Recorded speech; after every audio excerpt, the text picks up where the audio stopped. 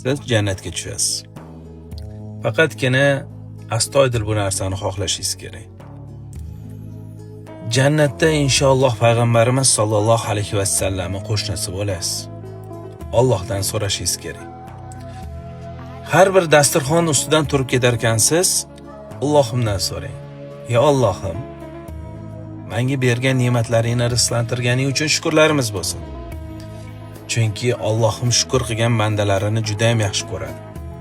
Hamda bu dunyoni o'zida ozgina bo'lsa ham ne'matlantirib qo'yadi.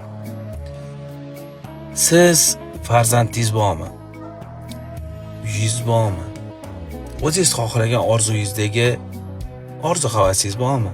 Siz baxtli insonlardan biri ekansiz. Bittagina narsa sizdan iltimosim, vijdoningizga quloq soling.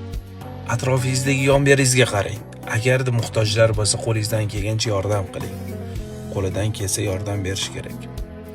Boylik insonga nima uchun beriladi degan savolga javob sinalish uchun. Kimlardan qolib ketmadi shuncha boylik? Sizdan ham qoladi. Qo'lingizdan keladimi? Bir burda non bo'lsa ham ehson qilib qo'ying. Chunki ehsoni mukofoti inshaalloh jannat bo'ladi.